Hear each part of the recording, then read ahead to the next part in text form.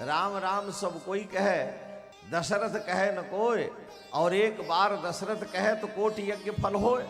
तो होगा कहां से? दशरथ दशरथ थोड़े वहां लिखा है, लेकिन गांव देहात में लोग यही सुनाते हैं। लेकिन है क्या? राम राम सब कोई कहे, दशरित कहे न कोय, और एक बार दशरित कहे तो कोटि यज्ञ फल होए।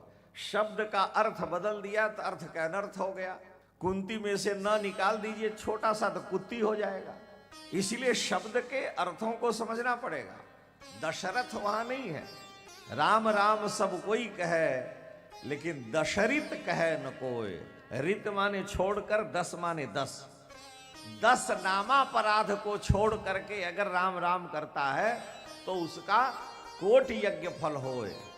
और 10 नामापराध भी कर रहा है और राम राम भी कर रहा। अरे सब साधु झूठे दाढ़ी बढ़ाएं, पैसा के लिए दौड़ते हैं, डंडा लेके दौड़ते हैं। ले तुम्हारे बाप का चवन्नी खर्च नहीं कर रहे हो, वो बेचारे जा रहे हैं, खिलाने वाला दूसरा, देखने वाले की छाती फट रही है। अरे सब पंडित जी लोग हैं झूठे धोती पहन के, मानो निंदा की भावना, और खूब उसके बाद राम राम राम राम। ये सब देखिए नरक में जाएंगे, राम राम नहीं करते हैं। हम अपने को तो भजन कर रहे हैं और दूसरे को उपदेश वाणी के इस ब्याज से देते हैं कि हम नाम जापक हैं, हम बड़े प्रेमी हैं, तुम अभागे हो, तुम्हारा उद्धार नहीं होगा। तो 10 नामापराध में ये भी आ गया। तो दशरित नामापराध से बच करके अगर भगवान का नाम एक बार लेता है, एक बार दशरित कहे तो कोटि यज्ञ फल होए।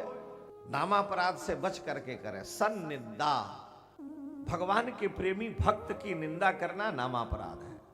असति नाम वैभव कथा, नाम की महिमा कही गई कि बारक नाम कहत जग जेऊ, राम कहत जग जेऊ, होत तरण तारण नरतेऊ। एक बार भगवान का नाम अगर लेता है तो स्वयं तर जाता है, दूसरे को तार देता है।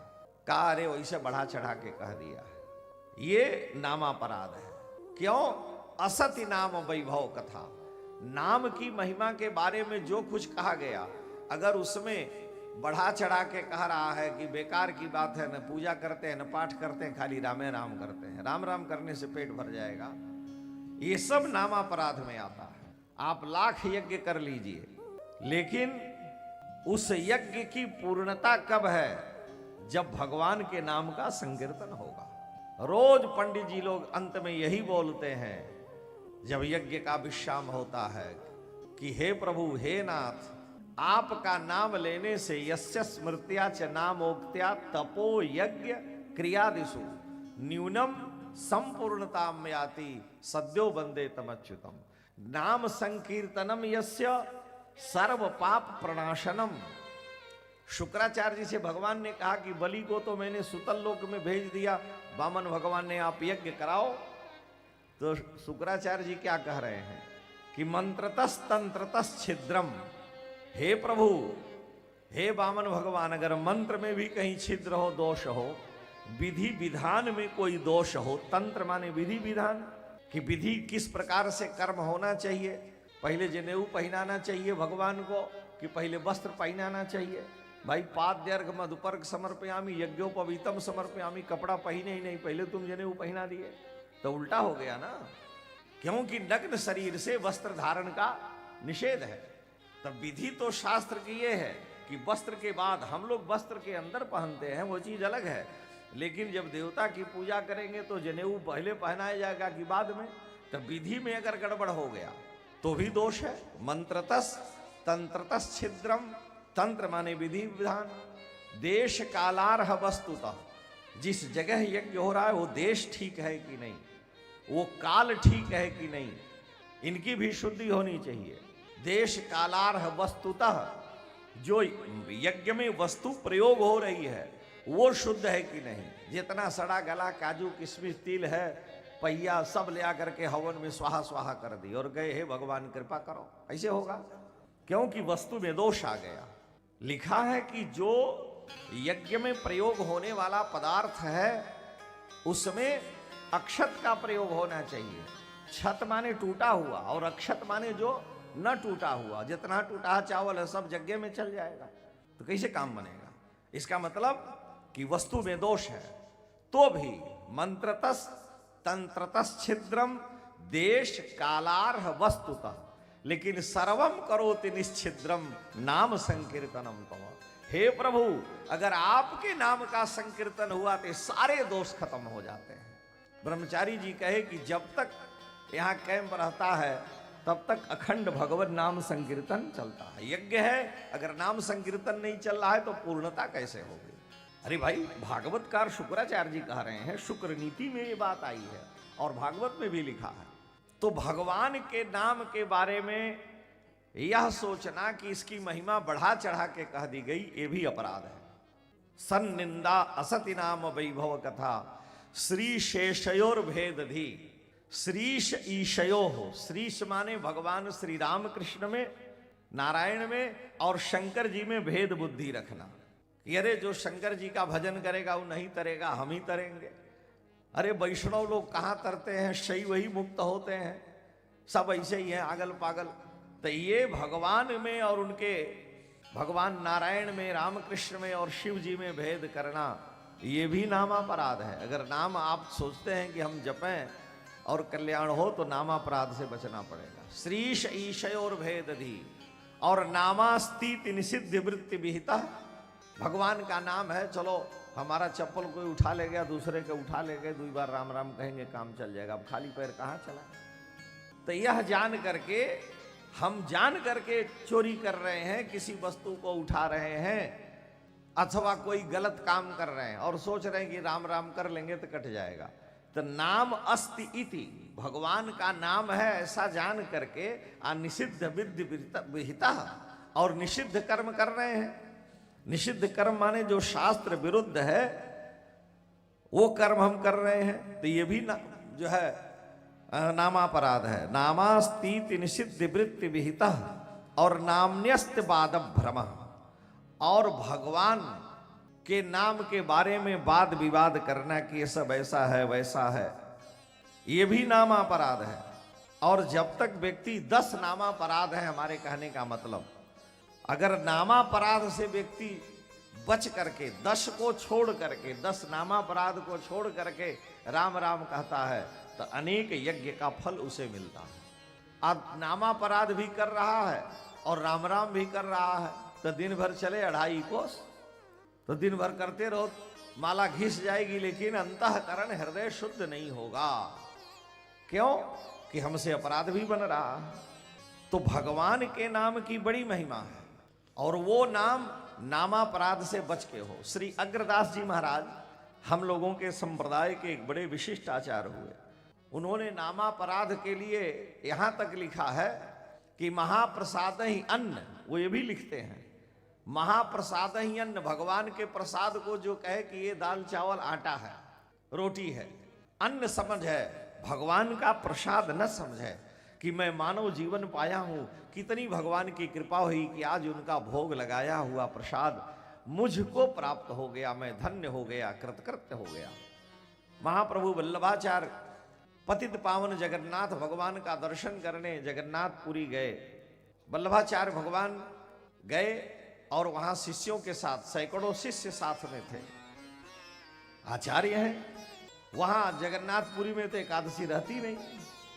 हमारे आपके लिए एकादशी एक भगवान के लिए एकादशी है।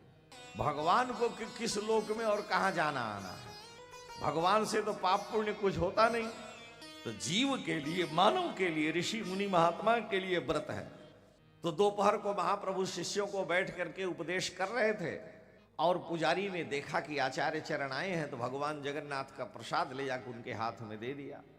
अब महाप्रभु देखे भगवान का प्रसाद आ गया और अगर इसको पा लेते हैं तो एकादशी व्रत नष्ट हो जाएगा, और नहीं पाते हैं तो प्रसाद का अपमान हो जाएगा। तो महाप्रभु दोपहर से लेकर के और प्रातः रात पूरी बीत गई, सवेरे जब सूर्योदय हुआ और भगवान भुवन भास्कर दिखाई दिए, जब एकादशी पूर्ण रूप से समाप्त हो गई, तब तक वो केवल भगवान के प्रसाद की ही महिमा का वर्णन करते रहे। क्योंकि प्रसाद हाथ में है तो प्रसाद की महिमा तो कहनी पड़ेगी। प्रसाद की महिमा का वर्णन किए, ज्यों द्वादशी लगी तो प्रसाद को पा लिया। इस प्रकार से धर्म की रक्षा करते हैं, प्रसाद की ही महिमा। तो महाप्रसाद ही अन्न, ले लिए, इतना प्रसाद उठा के फेंक दिया नाली में। भगवान के प्रसाद का अपने अपमान किया। कहा अरे महाराज इसमें चीनी मिली हुई है, शुगर बढ़ जाएगा, मर जाएंगे। तो मरोगे, शुगर नहीं बढ़ेगा तो भी मरोगे, शुगर बढ़ेगा तो भी मरोगे। लेकिन अगर भगवान का प्रसाद मिला तो उसका अपमान नहीं होना चाहिए। और लिखा है कि अपने भाग का प्रसाद दूसरे को भी देना दोष है, दूसरे के भाग का प्रसाद अपने भी लेना दोष है। प्रसाद माने भगवान की कृपा, प्रसाद माने चीनी बेसन लड्डू नहीं है, प्रसाद माने कृपा। प्रसादे सर्व दुखानाम हानिरस्योपजायते।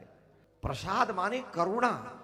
और भगवान ने कृपा करके अपना दिव्य प्रसाद मुझ अकिंचन दास को दिया। हमने कहा श्रीमती जी तुम ले लो। अरे भाई परशुराम जी के बहन के अंदर यही तो दोष आ गया। गाधी राजा को कोई पुत्र नहीं था।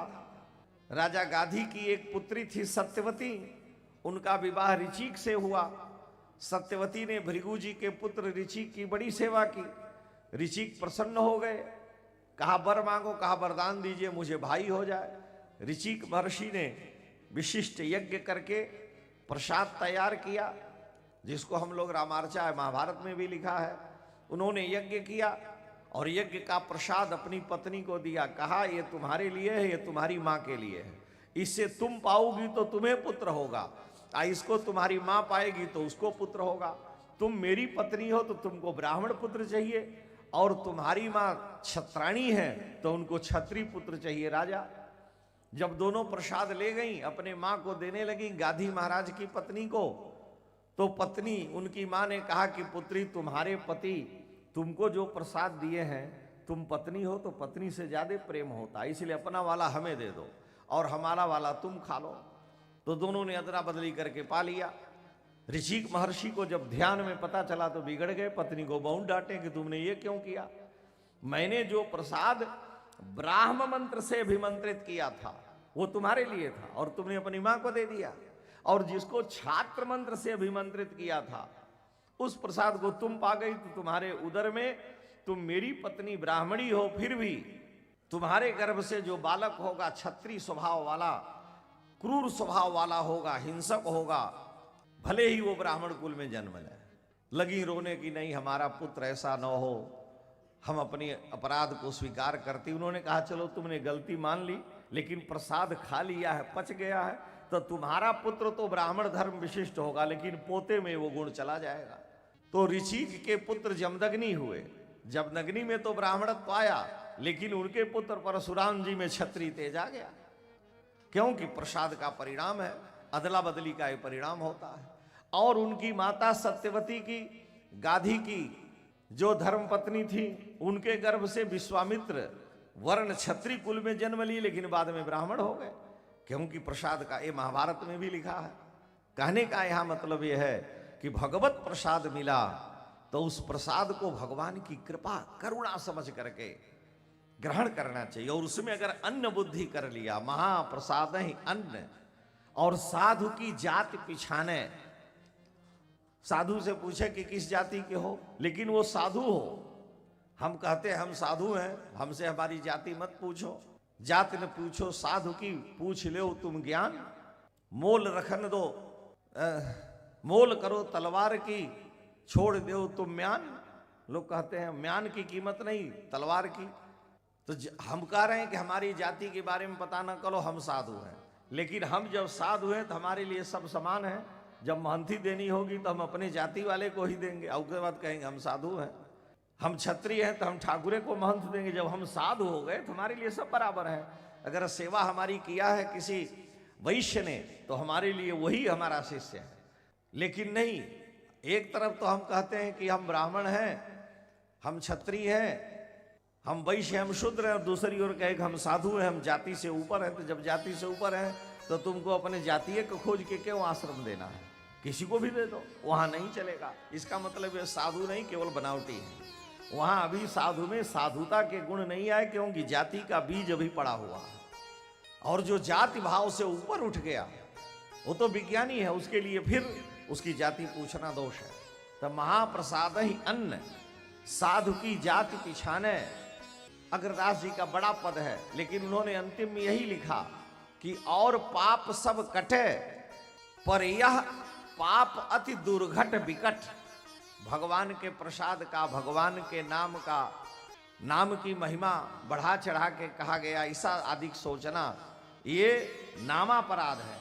और पाप सब कट जाएंगे, लेकिन यह पाप अति दुर्घट विकट, और यह न कटे हरि नाम रट। अगर भगवान के प्रसाद का अपमान किया तो बिना भगवान नाम से ही नामापराध की भी निवृत्ति होती है। अगर नामापराध हो गया तो भगवान के नाम के जब से ही वो नामापराध कटेगा, उसका किसी दूसरे से निवारण नहीं हो सकता है। सारे धर्मशास्त्र एक स्वर से इस बात को कहते हैं। तो मानव जीवन का सबसे दिव्य लाभ अगर कोई है जिससे अंतःकरण निर्मल हो, तो वह एकमात्र सत्संग है। महापुरुषों का संग करते करते जैसा करे संग वैसा चढ़े रंग, जैसा पिए पानी वैसी हुए बानी, आ जैसा खाए अन्न वैसा होए मन। इसलिए भगवान के नाम का जो चमत्कार है वो अद्भुत है।